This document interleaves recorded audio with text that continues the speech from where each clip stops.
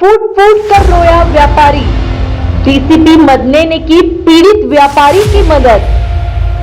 कानून का धन्यवाद मानता हूँ मैं उनका, ये उन्होंने पुल लिया। नहीं तो हम भी सुसाइड करने की नौबत आई थी, फिर भी उनके सहयोग से कानून जिंदा है और नागपुर की परिस्थिति सही है।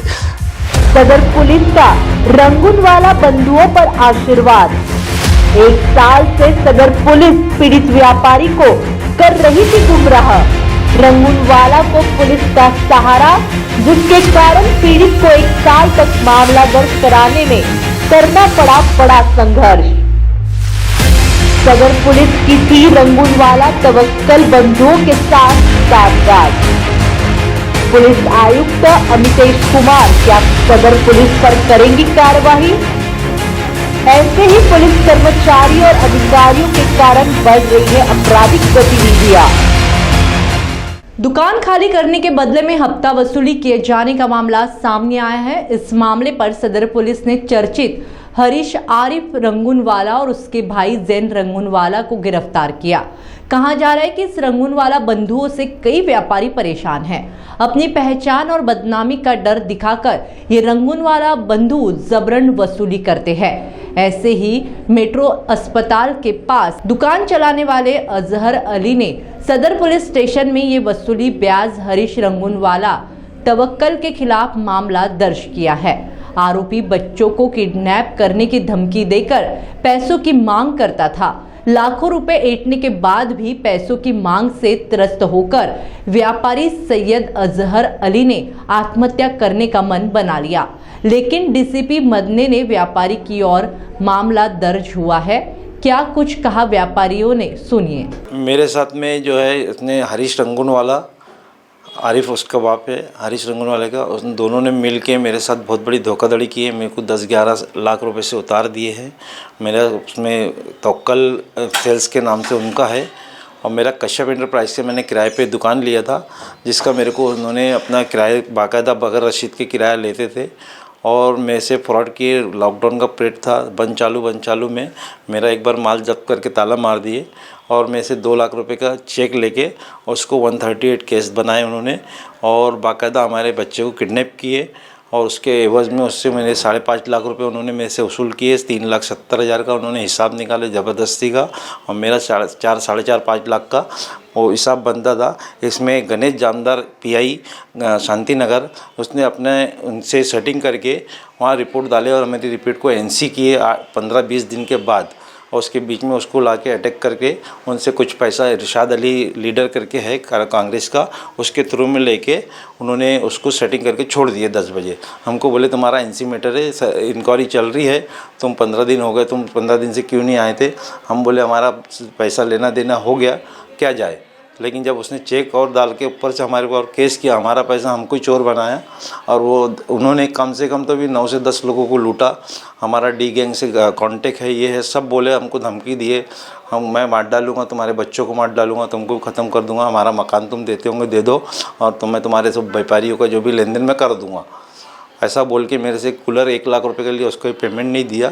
हम मेरे साथ बहुत बड़ी धोखाधड़ी की और इन्होंने कम से कम तो भी 9 से 10 लोगों को, ऐसे व्यापारियों को ही धोखा दिए है, जिसके केस में अभी परसों के दिन भी एक बड़ा कांड हुआ। उनका 14-15 लाख रुपए उससे अंदर किए।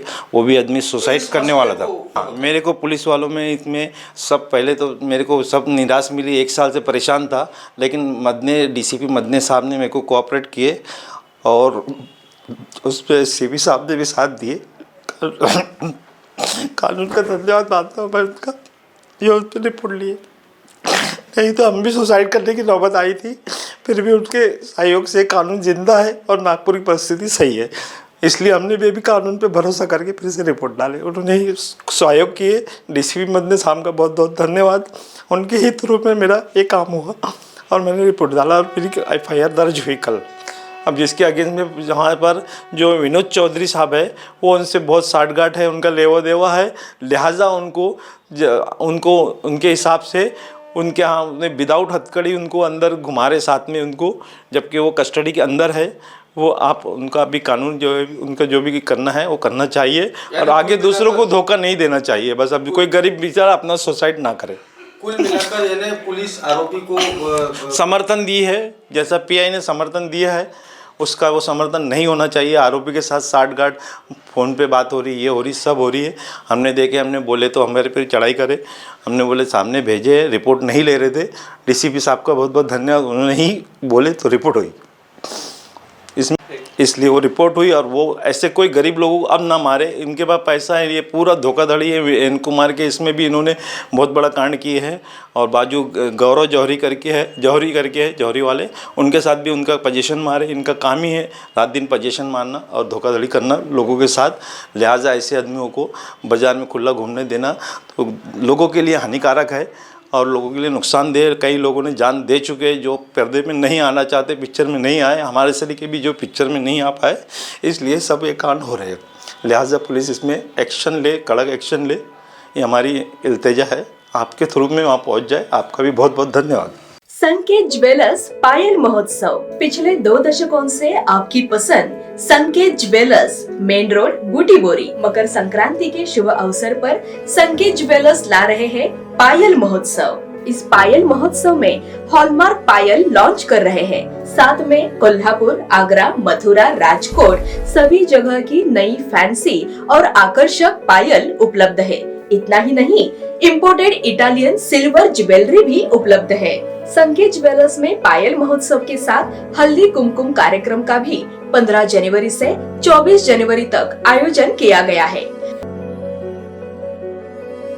आप सभी मित्र परिवार के साथ आकर जरूर आनंद लीजिए। विवाह के आभूषणों की खरीदी पर तो विशेष उपहार है। पूरे परिवार के लिए सभी आभूषण एक ही जगह किफायती दरों में। संकेत ज्वेलर्स, मेन रोड, बूटी बोरी। संपर्क 7887751349।